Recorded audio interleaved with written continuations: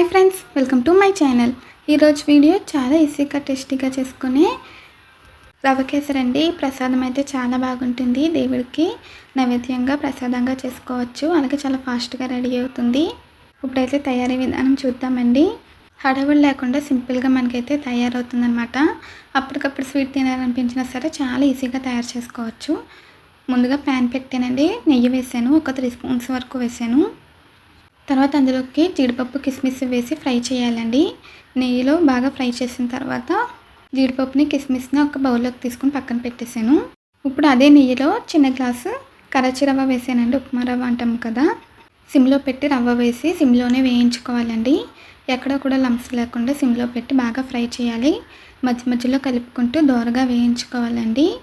లైట్గా colour change అవుతుంది. సిమ్లో పెట్టి ఒక 4 నిమిషాల పాటు వేయించుకుంటే సరిపోతుంది. చూడండి, ఇప్పుడైతే మనకి ఫ్రై అవుతుందండి. ఈ కలర్ వస్తే సరిపోతుంది. ఇలా నెయ్యిలో వేయించుకోవడం వల్ల టేస్ట్ అనేది సూపర్గా ఉంటుందండి. ఇప్పుడు ఇందులోకి మనమైతే 2 గ్లాసుల పాలు, 1 గ్లాస్ వాటర్ వేసానండి. పాలని ఆల్రెడీ నేను మరిగించి తీసుకున్నాను. మరిగిపోయిన పాలు 2 గ్లాసులు, 1 గ్లాసు వాటర్ వేసానండి. పాలతో చేయడం వల్ల టేస్ట్ అనేది సూపర్గా ఉంటుంది, చాలా బాగుంటుంది. పాలు వేసాక బాగా కలుపుకోవాలండి. ఎక్కడ లంప్స్ లేకుండా ఇలా సాఫ్ట్గా అయ్యేలా కలుపుకొని కుక్ చేసుకోవాలి. లో ఫ్లేమ్లోనే ఉడికించుకోవాలండి. ఇది కొంచెం దగ్గర పడేంత వరకు కూడా కుక్ చేసుకోవాలి. పాలతో చేస్తాం కదా, టేస్ట్ అయితే చాలా బాగుంటుంది. ఒకసారి ఇలా ట్రై చేయండి. ఇలా మధ్య మధ్యలో కలుపుకుంటూ దగ్గర పడేంత వరకు కుక్ చేయాలన్నమాట. చూడండి, ఇలా ఉడికిపోయిన తర్వాత ఇందులోకి 1/2 గ్లాస్ పంచదార వేసాను. 1/2 గ్లాస్ కరెక్ట్గా సరిపోతుందండి. స్వీట్ని ఎక్కువ ఇష్టపడే వాళ్ళు 3/4 గ్లాస్ పంచదార అయితే వేసుకోవచ్చు. తర్వాత ఇలాచీ వేసానండి. వేసి దీన్ని అయితే బాగా కలుపుకోవాలి. పంచదార మొత్తం కూడా కరిగిపోయి ఇందులో కలిసిపోవాలండి.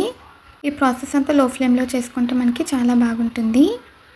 చూడండి, ఇప్పుడైతే మనకి పంచదార అయితే కరిగిపోవాలి. చూసారా, చాలా సింపుల్గా తయారైపోతుందండి. ఇది ఇప్పుడు మళ్ళీ ఇంకొంచెం దగ్గర పడేంత వరకు కూడా మిక్స్ చేసుకుంటూ ఉండాలి. చూడండి, ఇప్పుడైతే మనకి పంచదార వేసాం కదా, కొంచెం మళ్ళీ పలచగా అవుతుందండి. మళ్ళీ కొంచెం దగ్గర పడేంత వరకు కుక్ చేయాలి. ఇలా దగ్గర పడిన తర్వాత ఇందులో చివరిగా ముందుగా మనం ఫ్రై చేసి పెట్టుకునే డ్రై ఫ్రూట్స్ వేసేయాలండి. డ్రై ఫ్రూట్స్ వేసి ఒకసారి కలపాలి. తర్వాత ఇందులో చివరిగా మళ్ళీ 1 స్పూన్ నెయ్యి వేసానండి. నెయ్యి వేసి మరొక 2 నిమిషాల పాటు కలుపుకొని స్టవ్ ఆఫ్ చేసుకోవాలి. చాలా ఫాస్ట్గా రెడీ అయిపోతుందండి. మనకి టేస్ట్ కూడా సూపర్గా ఉంటుంది.